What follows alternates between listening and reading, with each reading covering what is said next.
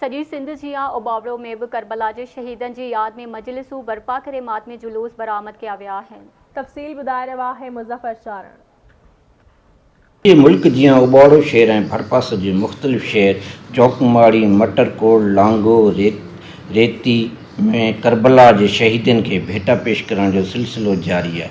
इस्लाम जी सरबुलंदी लाइ लाज़वाल कुर्बानियूं ॾींदड़ इमाम हुसैन ऐं संदसि जानिसार शोहदाए करबला जे साथियुनि जी यादि में मोमिननि पारां उबाड़ो शहर जे मुख़्तलिफ़ हंधनि, चौक चौराहनि, रोड रस्तनि ऐं घिटियुनि में थधे मिठे पाणी जी सबील जा स्टॉल लॻाया विया। यादि ताज़ी करण जे लाइ हीअ सबीलियूं लॻायूं वञनि थियूं, जंहिंमें बग़ैर कंहिं मज़हबी जेको आहे हुनजे जेको आहे हिते सबीलियूं सभु लॻाइनि था, सुन्नी हुजनि, शिया हुजनि, छो जो हज़रत इमाम हुसैन अलैहिस्सलाम न सिर्फ़ु कंहिं हिकिड़े फ़िक़े या सिर्फ़ु जेको आहे मुस्लमाननि जो इमाम, पर हू पूरी इंसानियत जो इमाम हुयो, जंहिं जेको आहे इंसानियत जो जेको आहे दर्स ॾिनो।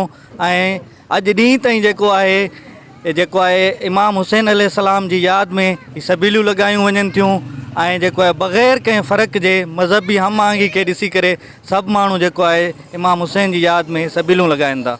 सभु असांजा सुन्नी शिया ॿाहिरि असां गॾिजी करे जेको आहे सबीले इमाम हुसैन अली असगर मल्हायूं था। हिते इज़तदारी बि थिए थी ऐं सबील बि हले थी, सुन्नी बि भरपूर असांजो साथ ॾियनि था ऐं काफ़ी भाउ असांजा सुन्नी आहिनि जेका असां सां ताउन करनि था। ऐं इंशाअल्लाह जेसि तक ज़िंदगी आहे सबीले अली असगर इमाम बारगाह बाबुल जवाइज मौला इमाम बारगाह लांगर रोड कुतुबुद्दीन शाह मोहल्लो इंशाअल्लाह हिते हर साल लॻंदी आहे ऐं लॻंदी रहंदी। असांजी अचण वारी नस्ल बि इंशाअल्लाह हिते सभु इमाम हुसैन अलैहिस्सलाम के करबला में प्यासो शहीद कयो वियो ऐं उनजी यादि में सबील लाहींदा आहियूं अली असगर सलामुल्लाह अलैहि जी यादि में। ऐं सबील हर साल पहिरीं मुहर्रम खां थी 10 मुहर्रम ताईं हलंदी रहंदी आहे ऐं 10 मुहर्रम ते बि इहा सबील हलंदी आहे।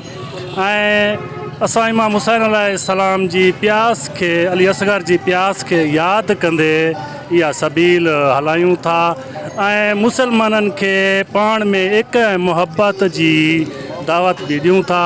सुन्नी शिया गॾिजी इहे सबील लाहींदा आहिनि। चौक जी सबील आहे, सुन्नी शिया गॾिजी लाहींदा आहिनि ऐं हिते का फ़िरका वारियत जी का बि हिते गुंजाइश कोन्हे। इमाम हुसैन अलैहिस्सलाम जो दर्स मुहबत ऐं एके जो दर्स आहे ऐं असां इन दर्स ते हलण जी कोशिशि कंदा। इन जो मक़सदु आहे त हू जेको करबला जा शहीद हुया उन्हनि खां इम्तिहान वठो वियो आहे, उन्हनि जे नंढनि नंढनि ॿारनि खे बि पाणी नसीबु न थियो।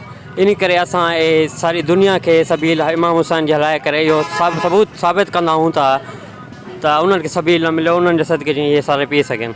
करबला जे शहीदनि जी यादि खे ताज़ो कयो पियो वञे।